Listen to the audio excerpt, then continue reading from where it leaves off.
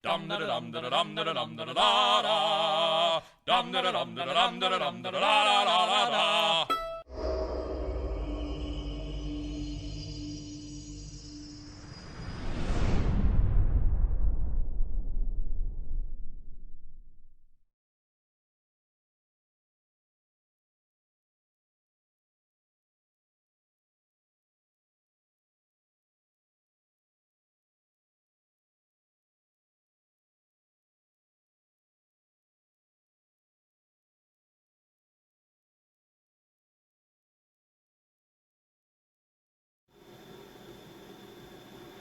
There you go.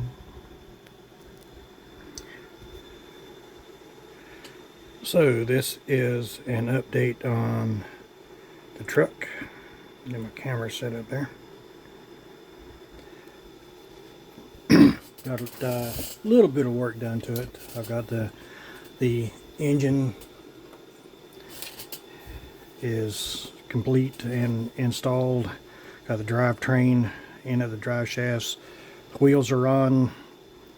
Got some parts here that I stripped chrome off of that I'm going to work on. I'm working on painting the underside of the hood, and also working on painting inside the cab here, because the cab is going to be a leather color. This is the interior, dashboard and everything.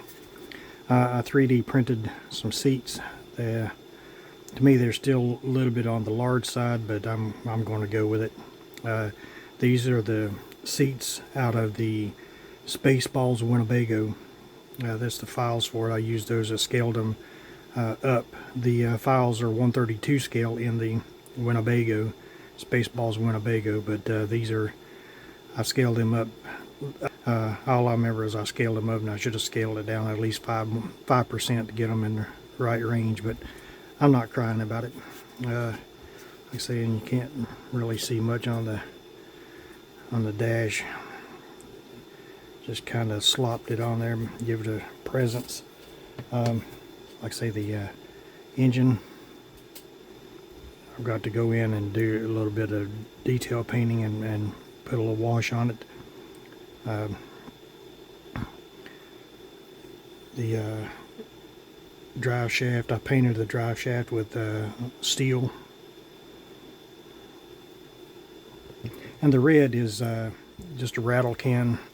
Trying a new paint from where's Ace Hardware. It's called Prime Source or something like that. Anyway, I'll put the name of it right here. You can get it at Ace Hardware. So it's a cheap paint. I got a can of red and a can of black. And what I ended up doing after I painted the chassis, it didn't give me a good enough shine. Probably because I painted it, the humidity was a little high. But I went back over the chassis with a Krylon gloss and glossed my chassis up a little bit.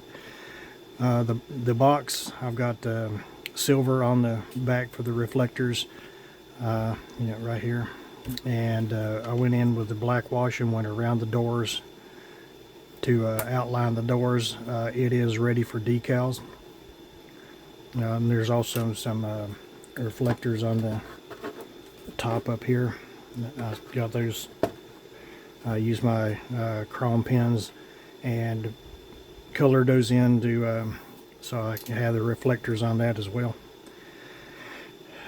One thing about this kit, and I don't remember how I did it when, like I say, this is a rebuild, not a rebuild, but this is a build commemorating my childhood build that I did. I built this Budweiser combo back when I was a kid, but the instructions are not very clear as far as putting this on there so it'll be a tilt front end. So I may have to come up with my own thing. It doesn't show any hinges in the instructions. Let's see if I can find it real quick.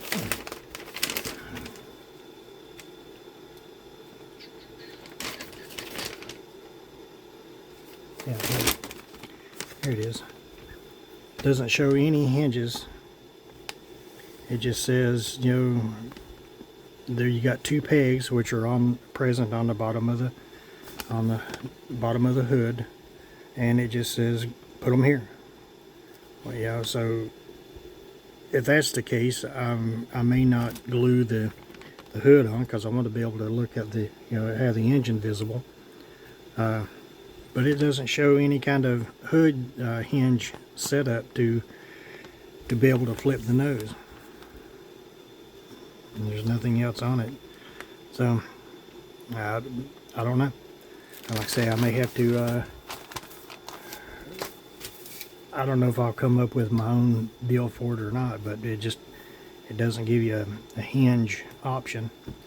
And like I say, I don't remember how I did it the first time, so I've got a bunch of parts. You can see I got the black Alclad primer, and then I've got, this is a old bottle of Spastics. I bought this and I've not used one drop out of it. So what I'm going to try is I've got all the tanks and everything, which I've got to go back in and sand. You can see I just put 1 coat of primer on there, and this is where the putty was, so it's looking a little discolored. So I got to hit it with another coat of primer. But I'm going to do all the chrome parts. I stripped the chrome so I could deal with the seams on the tanks and everything, and I'm going to prime it with the black, and then I'm going to hit it with the Spastics chrome, and then seal it with Future. Just, you know, you don't spray anything out of an aerosol can over this because it just turns it to a dull aluminum color. I've dealt with this before. If you know, even putting Future over it, it will dull it just a little bit, but Future is less aggressive on it than anything. So, but anyway, that's where I'm at. The car is complete, but I'm not going to show the car until I get the truck done. That way I can show them both together. I am not going to make the deadline, which I didn't think I would, because I've done, you know, built so many things for Halloween. Kind of put me behind schedule. But I'm going to soldier on and finish the truck. The decals, I had just minor issues with the decals that I printed for the car, and I'm hoping that I have the same luck with the decals for the truck. And I've got them on the shelf up here behind me, and I'm kind of tied in under the desk. Can't get at them. But yeah, putting the stripes on is not a big deal, but I got an angle that goes right here that I'm going to have to